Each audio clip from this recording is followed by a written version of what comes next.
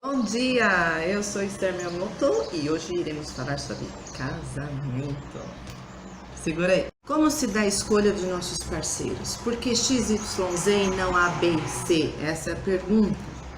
Durante as consultas, as minhas experiências no consultório, nós percebemos variações nas escolhas. E tudo depende muito da nossa personalidade, tudo depende muito do nosso histórico. Nosso histórico. Como fomos quando éramos crianças, com quem convivemos quando éramos crianças, o que fizeram conosco quando éramos crianças, adolescentes, quais foram nossos modelos. E aí nós crescemos com uma ideia, um modelo ideal de parceria, seja na amizade, seja no casamento, até mesmo em processos organizacionais.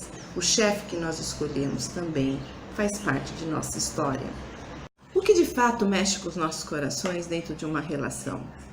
O que de fato mexe com o nosso ego dentro de uma relação? O que de fato nos frustra dentro de uma relação? E o que de fato nos traz felicidade dentro de uma relação? Você já pensou sobre isso? E nossas escolhas dos nossos parceiros, de nossas parceiras? Por que escolhemos o parceiro X, Y ou Z e não A, B e C? Por exemplo, se você teve um pai ou uma mãe que te oprimiu, que te humilhou, que fazia com que você se sentisse a menos, que te intimidou muito, em muitos momentos, perante amigos, ou mesmo dentro do seio da família, você certamente, inconscientemente, procurará um parceiro ou uma parceira que tem esses aspectos dessas personalidades que te humilharam, te depreciaram em algum momento. Isso é fato, tá, gente? Isso é uma coisa muito corriqueira que acontece. Então, nós procuramos muitos daqueles parceiros e parceiras, companheiros ou companheiros, maridos ou esposas, que preencham a nossa falta ou o nosso vazio. E até mesmo procuramos modelos idênticos aos quais nós já estamos familiarizados. Então, quando uma mulher procura um marido que tem uma personalidade mais agressiva ou mais passiva também, ela está procurando algo que é muito familiar, com que ela sabe trabalhar, com aquilo que ela conheceu. E aí ela casa. Por isso que dizem que meu marido é igualzinho ao meu pai. Já ouviram falar sobre isso? Ou minha mãe é igualzinha à minha mulher, ou vice-versa. Então, esses geralmente são os tipos de pessoas que procuram. Porém, ao longo do tempo, percebemos que essas escolhas, conforme vamos amadurecendo, são escolhas feitas não porque nós mesmos escolhemos nitidamente, conscientemente, mas sim porque fomos caminhando ao encontro daquilo que já era familiar. E de repente passa-se 20, 15 anos, 10 anos, 20 anos, 50 anos de casamento e você olha um dia para o espelho e diz: o que eu fiz da minha vida? Essas perguntas acontecem. O melhor de tudo é que sabemos que tudo pode mudar. Nós temos essa capacidade de adaptação, ainda que tenhamos que passar por processos difíceis nesse período de adaptação, seja pela escolha de ficarmos com o parceiro ou de não ficarmos mais com aquele parceiro. E aí entram muitas angústias, né? Puxa, passei 10 anos, 15 anos da minha vida com uma pessoa que não era aquela que eu gostaria que tivesse comigo. Porém, não podemos deixar de falar que durante esses anos que você ficou com essa pessoa que você achou, né, ou pensa que não era o parceiro ideal ou a parceira ideal, também houve momentos de felicidades, alegrias, tristezas. Compartilharam uma vida, uma história, que pode dar continuidade ou não. Tudo depende do que nós queremos para nós. Então, tem uma perguntinha que eu sempre faço no consultório para minhas pacientes e digo: o que fica na sua vida, o que sai da sua vida e o que entra na sua vida. No mundo descartável que vivemos, em que tudo que nós escolhemos, se não dá certo, simplesmente nós dizemos assim: não deu certo, terminamos. Não deu certo, acabamos. Não está bom, descartamos. Tudo é descartável. Mas chega um momento que nós percebemos que esses descartes nos levam a grandes angústias.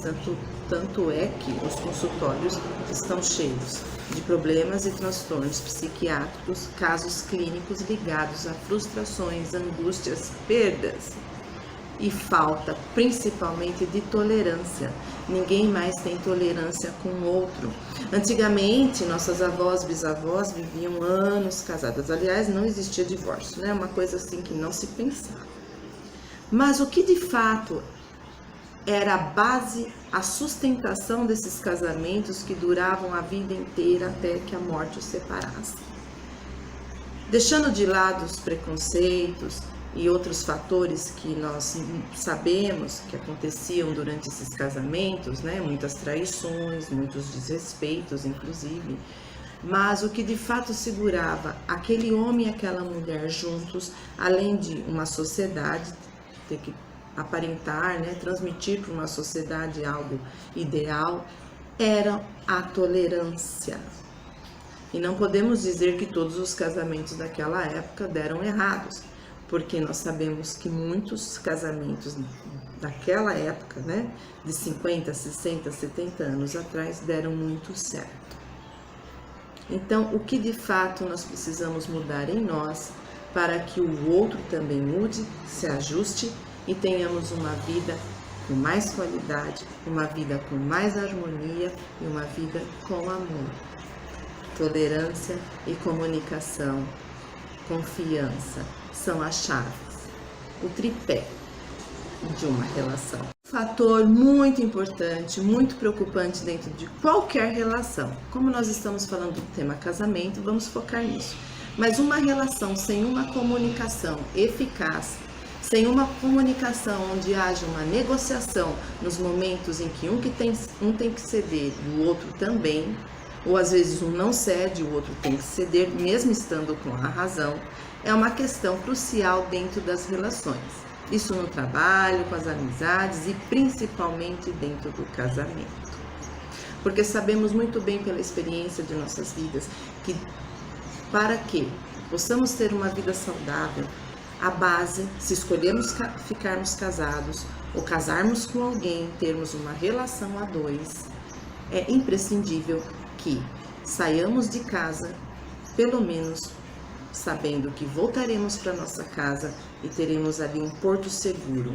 Não só um porto seguro, mas a companhia dentro desse porto seguro. E uma boa companhia, diga-se de passagem. Uma companhia que saiba falar com você. Uma companhia que te escute e não te ouve, porque é uma diferença entre escutar e ouvir. Escutar entra por aqui, sai por aqui. Aliás, ouvir entra por aqui e sai por aqui. Escutar é entender, compreender a fala do outro, estar com o outro, compreender o que o outro está querendo dizer, compreender o conflito, a dificuldade, a tristeza, a angústia do outro. E às vezes essa tristeza, essa angústia do outro está relacionado com você.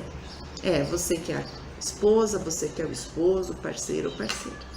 A sociedade atual em que vivemos, em que a individualidade impera, vários livros já escrevem muito sobre isso, a contemporaneidade, ela demonstra assim uma individualidade terrível, onde nós pensamos apenas no que nós queremos, o que queremos para nós, o nosso modo de pensar, e isso tem que prevalecer. Por quê? Porque é assim que a sociedade pensa atualmente.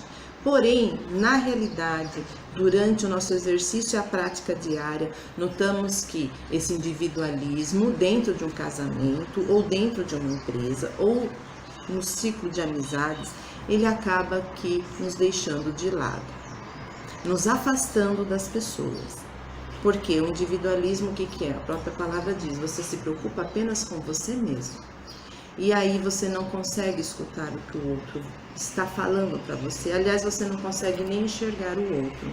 E dentro de um casamento, quando você não consegue mais enxergar a pessoa que você escolheu para ficar com você um bom tempo da sua vida, ou até mesmo até o finalzinho da vida, as coisas começam a complicar e começam a haver conflitos, brigas constantes, diárias, e muitas vezes afetam os filhos, se na casa houver filhos, e até os animaizinhos que estão lá.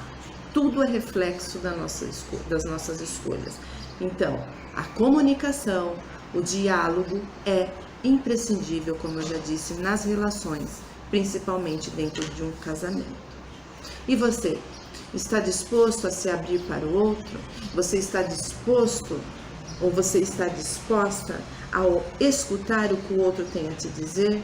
Você está disposta a escutar principalmente as críticas que existem dentro de um casamento? Observe isso no dia a dia.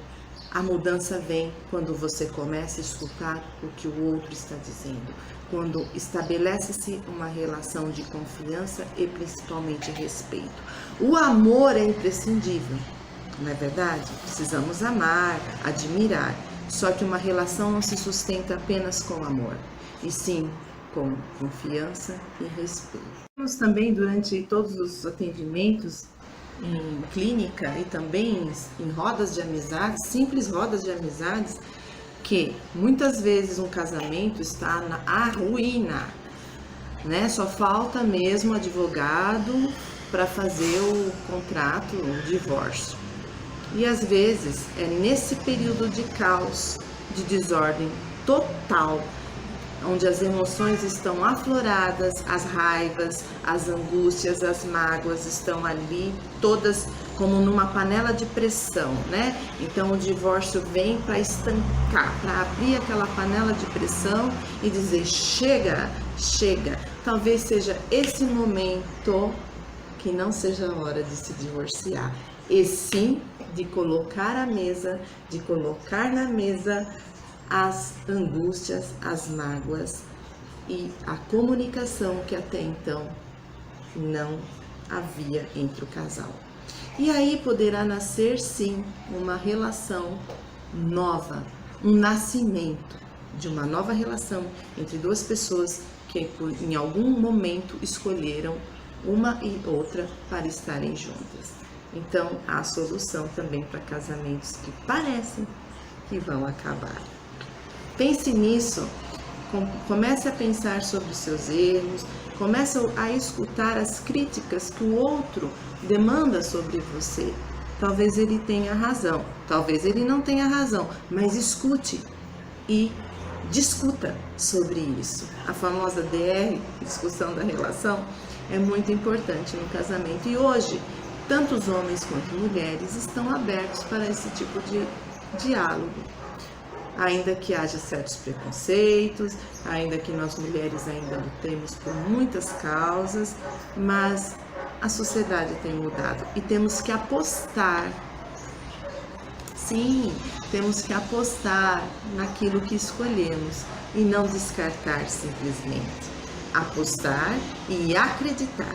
O que é a palavra, o verbo acreditar?